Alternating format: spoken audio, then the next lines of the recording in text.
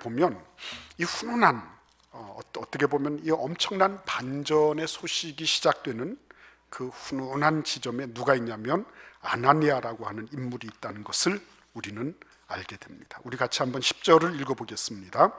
그때에 다메섹에 아나니아라는 제자가 있더니 주께서 환상 중에 불러 이르시되 아나니아야 하시거늘 대답하되 주여 내가 여기 있나이다 하니.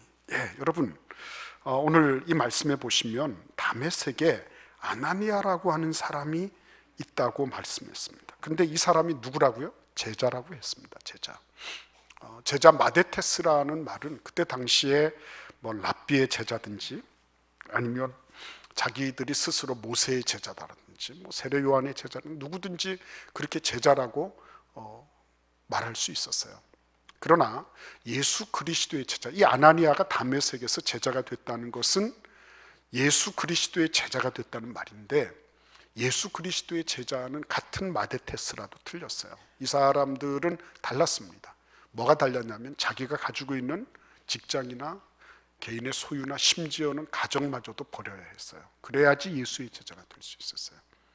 그리고 나아가서 이런 사람들에게 예수님은 뭘 요구하셨냐면 목숨까지도 내놓을 수 있어야 된다라고 말씀하고 계셨습니다. 그러니까 이게 똑같은 제자지만은 차원이 다른 제자예요. 근데 이 사람이 어디에 있다고요? 다메섹에 있었습니다. 이 사람이 어떻게 제자가 됐는지 성경은 그것을 밝혀주고 있지 않아요. 우리는 그것을 잘 모르겠습니다. 그런데 참 희한하게도 지금 사울이라는 사람이 기세등등하게 다메섹으로 오고 있는데 이미 어떻게 됐어요? 다메섹에는 아나니아라는 제자가 있었어요. 하나님은 여호와 이레 되신 하나님이시거든요. 그러니까 이 여호와 이레 되신 하나님이 무슨 모리아 산에서 염소만 준비하시는 그런 하나님이 아니신 거예요. 하나님은 이미 모든 것들에 대해서 준비되어 계신 분이셨습니다. 예비하고 계신 분이셨어요. 그릇이 이미 준비되어 있었습니다. 그 사울이라고 하는 사람이 갑자기 예수님을 만나가지고 어떻게 갑자기 말에서 굴러 떨어지고 어쩌고 저쩌고 이렇게 해서 그때 부랴부랴 제자를 막 예루살렘에서 급거 파송하시거나, 물론 그렇게 하실 수 있죠. 그러나 이미 하나님은 그런 모든 것들에 대해서 그릇을 마련해 놓으셨어요. 그래서 그리스도인들은 근본적으로 우리의 생에 일어나는 돌발 사건에 대해서 그렇게 걱정할 필요가 없는 거예요. 아, 이런 일들이 있구나. 그러나 하나님은 이미 예비하고 계시더라. 그 믿음입니다. 그래서 여러분 오늘 우리는 이 아나니아라고 하는 사람에게 하나님께서 임하셔서 그를 어떻게 자기 부인의 자리로 이끌어 가시는가, 이거를 우리가 보게 될 것입니다. 그리고 이러한 일들을 통해서 어떤 일이 발생했는지, 어떤 일이 발생했는지, 우리하고의 연관성은 어떻게 되는지 우리가 그것을 한번 살펴보고자 하는 것입니다. 먼저 우리가 이 말씀을 같이 한 번 더 읽어보겠습니다. 10절을 읽겠습니다. 그때 다메섹에 아나니아라 하는 제자가 있더니 주께서 환상 중에 불러 이르시되 아나니아야 하시거늘 대답하되 주여 내가 여기 있나이다 하니. 여러분 환상 중에 하나님의 음성을 듣습니다. 그가 뭘 하고 있었다는 거죠? 하나님하고 교제의 시간을 갖고 있었다는 거예요. 아나니아가 몇 시에 어떤 시간에 그가 기도했다 이런 내용은 나와 있지 않지만 베드로나 요한이나 고넬료나 이런 많은 사도행전의 그런 인물들을 우리가 보면 틀림없이 아나니아도 정기적이고 규칙적인 그런 기도의 시간을 가졌을 것이다라고 우리는 짐작할 수 있는 것입니다. 그렇죠? 그러니까 여러분 아나니아가 처음부터 대단한 인물로 이렇게 부상한 것이 아니라 그가 뭐부터 했어요? 정기적이고 규칙적인 하나님과의 교제를 시작했다는 것입니다. 그런 시간을 지속적으로 해왔다는 거예요. 여러분 우리가 하나님과의 교제를 가진다고 하는 것이 자동적으로 되는 건 아니잖아요. 우리가 묵상집을 샀다고 해서 자동적으로 묵상되는 것은 아닙니다. 뭔가가 자기를 부인하는 일이 있어야 돼요. 내 취미, 내가 지금까지 익숙해왔던 나의 어떤 습관, 내가 지금 즐겨해왔던 어떤 그런 기호, 이런 부분들을 부인해낼 수 있어야지 그나마도 하나님의 말씀을 잡고 묵상할 수가 있는 거예요. 기도 시간, 내가 기도 시간 작정했다고 자동으로 됩니까 여러분? 아니에요. 자기 부인의 뭔가가 있어야 되는 겁니다. 저는 이 중보기도실에 드나드는 모든 중보기도 사역자들을 존경하는 눈으로 바라봅니다. 그분들이 일주일에 1시간이지만 그 시간이 아침 시간이건 밤 9시 시간이건 어떤 시간이건 간에 그 시간을 위해서 그들이 하나님 앞에 마음을 모으고 정성을 모으고 그 시간에 집중해서 하나님께 기도한다는 것, 이거는 참 놀라운 일이에요. 은혜로운 일이에요.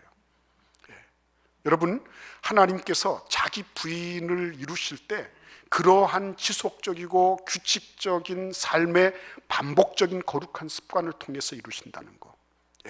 아나니아도 역시 그랬습니다. 근데 그 교제가 어떻게 이루어졌죠?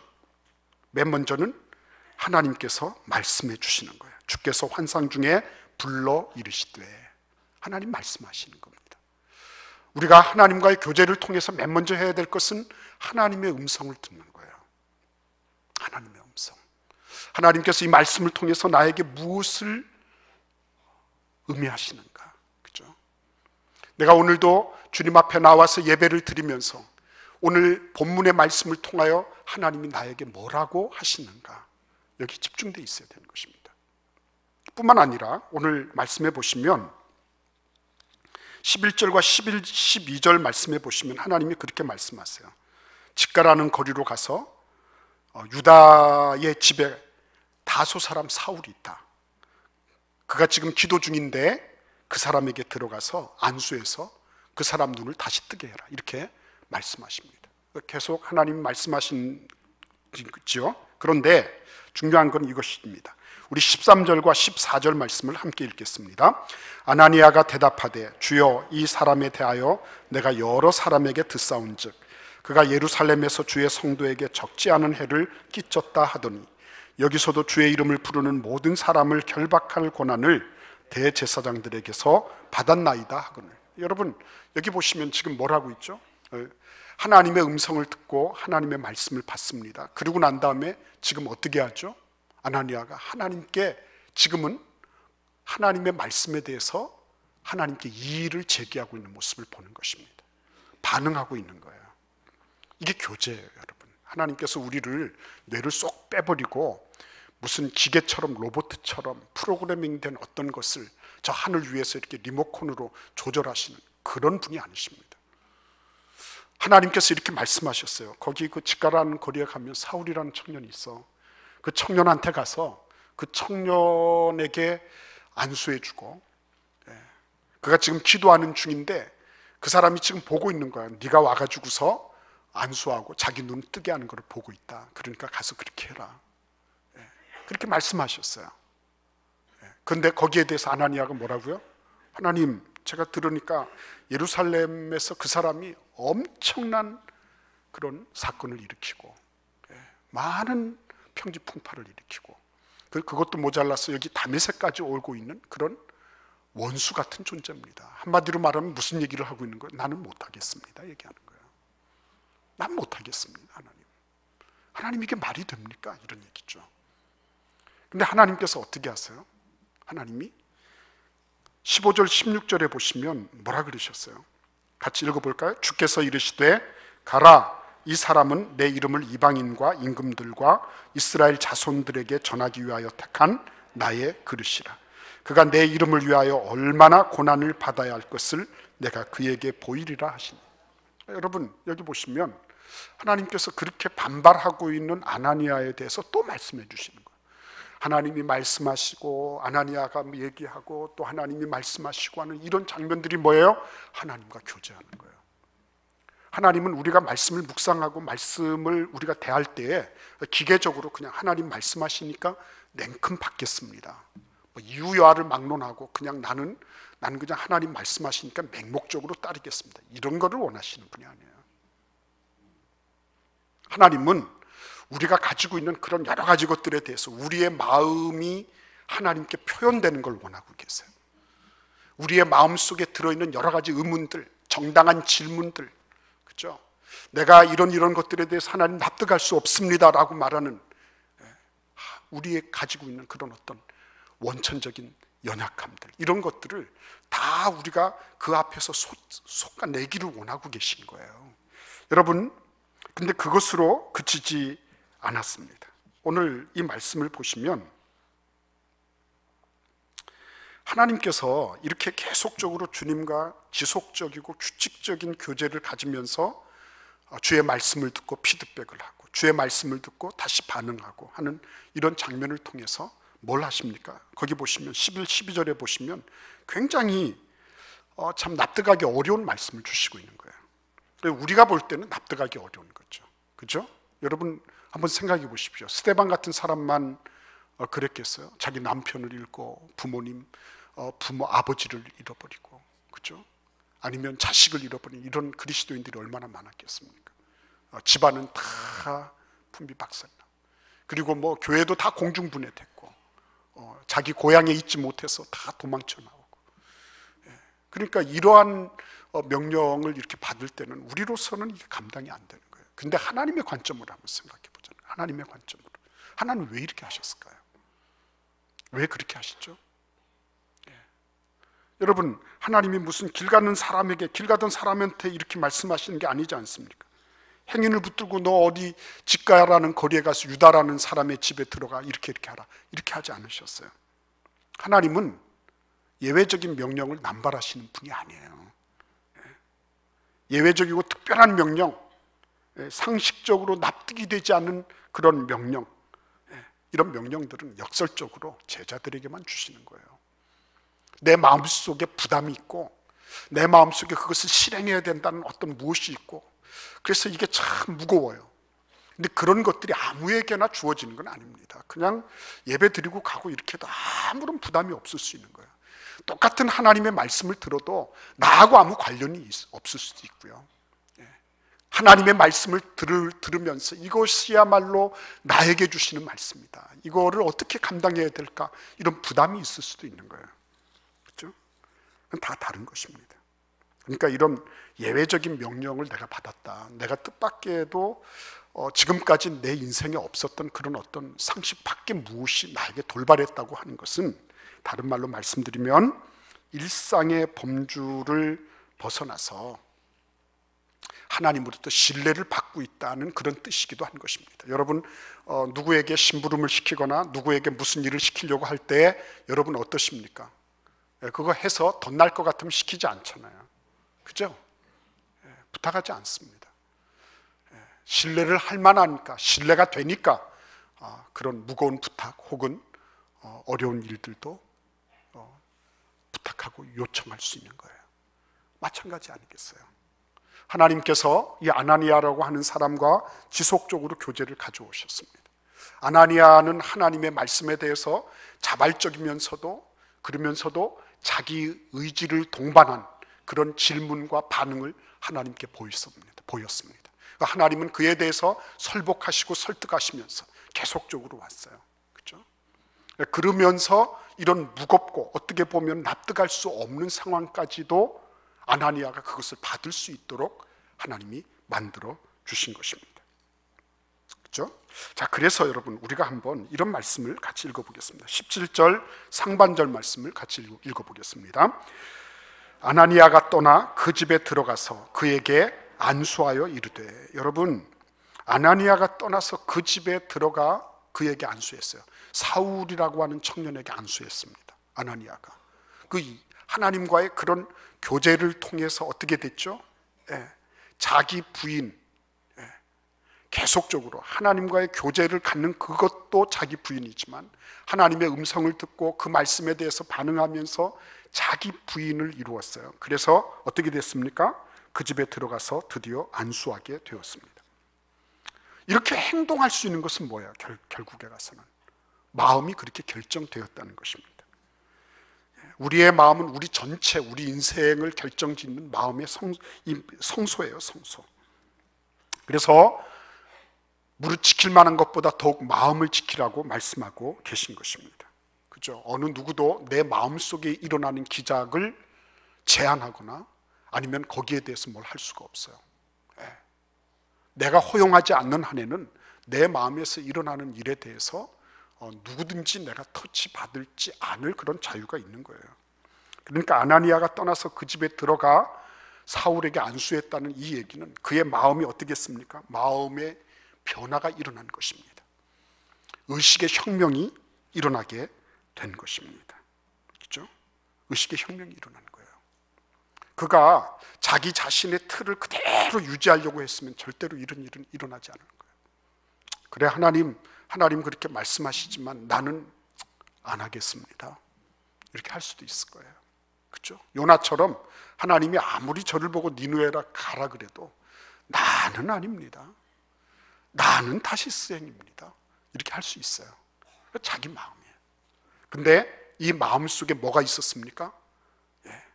이 아나니아의 마음 속에는 자기의 삶을, 자기의 생각을 부인하는 그런 의식의 혁명이 일어났다는 거죠. 고린도후서 10장 4절에서 5절 말씀, 그 말씀 이렇게 되어 있습니다. 우리의 싸우는 무기는 육신에 속한 것이 아니요 오직 어떤 견고한 진도 무너뜨리는 하나님의 능력이라.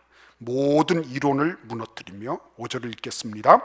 하나님 아는 것을 대적하여 높아진 것을 다 무너뜨리고 모든 생각을 사로잡아 그리스도에게 복종하게 하니. 아멘.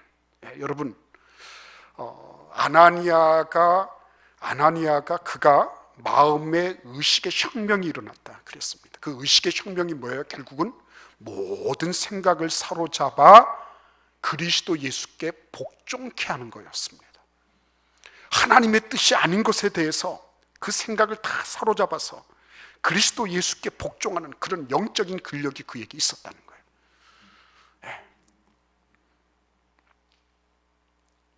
하나님의 뜻이 아닌 것,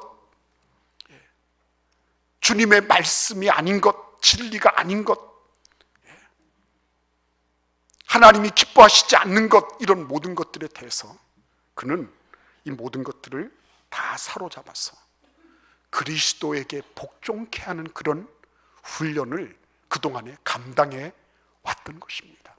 매일매일의 삶이 왜 소중한가? 우리가 이러한 훈련을 받기 위해서 소중한 거예요. 그렇죠? 그리스도 예수께 복종하는 거. 그래서 의식의 혁명은 자기 생각을 사로잡아 그리스도 예수께 그 진리의 말씀에 복종하는 것으로부터 오는 것입니다.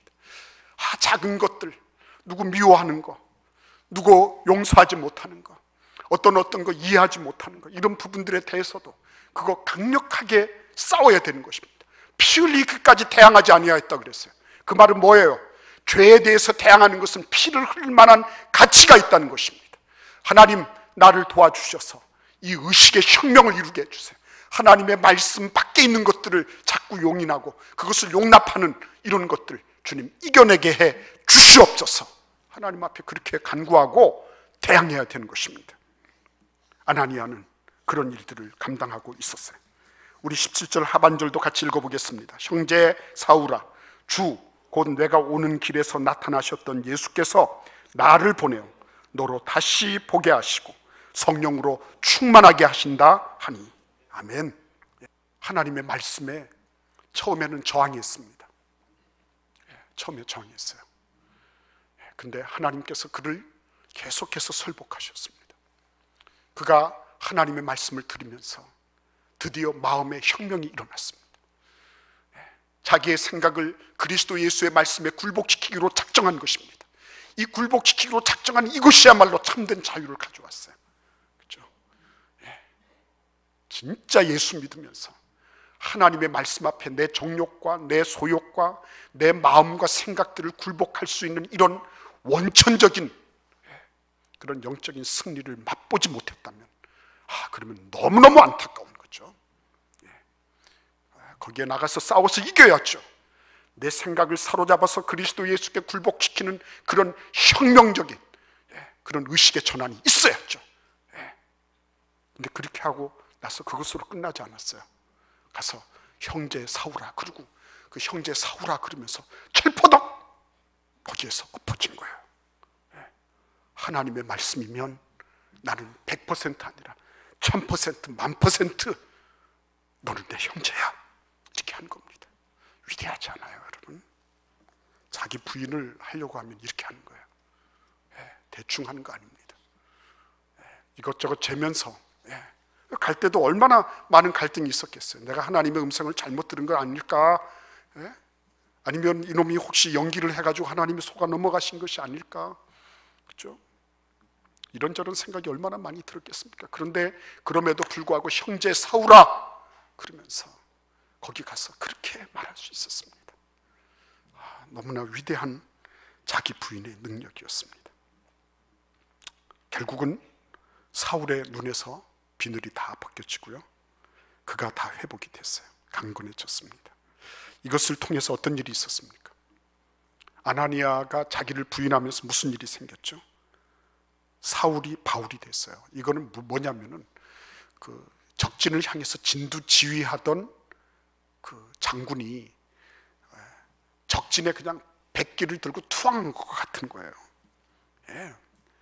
예루살렘의 종교 기득권자들이나 아니면 예수를 반대하던 그런 자들에게 있어서는 다시 없는 뼈아픈 기록이 될 것입니다. 그죠? 예, 이게 악의 영들에게는 이거는 엄청난 타격이었죠. 예, 자기들이 지금 앞세워가지고 예수 믿는 사람들을 다 소탕하고 있었는데 그 사람이 예수쟁이가 될 줄 누가 알았겠어요, 이게. 그러니까 여러분, 아나니아라고 하는 한 사람을 하나님께서 자기 부인하도록 만들어 놓으시고요, 이런 엄청난 역전극을 쓰고 계신 것을 우리가 보는 거예요. 우리도 마찬가지인 것입니다. 우리의 삶의 영역에서 내가 나 자신을 하나님의 말씀에 굴복시키고 그 말씀에 엎어지기 시작하면 이런 놀라운 일들이 일어나는 거예요. 역전극이 시작이 되는 것입니다. 그뿐만 아니라 여러분, 이것을 보셔야 됩니다. 아나니아는 이 말씀 이후에는 나타나지 않아요. 일기일회라는 말이 있죠. 일기일회. 내 인생에 딱 한 번 맞는 기회예요. 내 인생에 딱 한 번 맞는 만남이에요. 그렇죠? 근데 이 아나니아라는 사람이 예외적인 사람을 하나님이 사용하셔서 어떻게 하시는 거예요? 인생에 딱 한 번 있는 이런 기회를 마련해 놓으신 거예요. 그렇죠? 그리고 이 한 번의 기회를 통해서 무슨 일이 벌어졌습니까? 영원한 하나님 나라의 가교가 연결되기 시작하는 거예요. 한 번인데 딱 한 번 나타났어요. 그리고 역사의 뒤안길로 사라져 버렸어요. 그런데 하나님께서는 이 사람을 사용하셔서 영원한 가교를 놓으시고 있는 거예요. 우리도 마찬가지입니다. 우리도 마찬가지입니다. 우리도 이런 어떤 예외적인 인물일 수 있어요. 그래? 그분이 누구야? 이럴 수 있어요. 그러나 하나님께서는 우리와 같은 예외적인 사람들을 어떻게 사용하셔서 어떻게 하세요?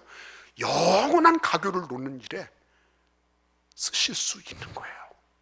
그거를 어떻게 하는 겁니까? 우리는 그릇을 만들어 가는 거죠. 매일마다 하나님 앞에 겸손하게 엎드리고 말씀 묵상하고, 당신은 누구십니까? 나는 무엇을 해야 되겠습니까?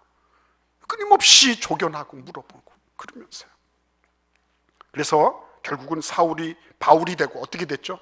신약성경 27권 가운데 13권을 집필하고 전 세계 선교하는 일에 그가 앞장서서, 그래서 복음을 박멸하던 그 사람이 복음의 전파자가 되는 엄청난 일을 하게 하신 것입니다.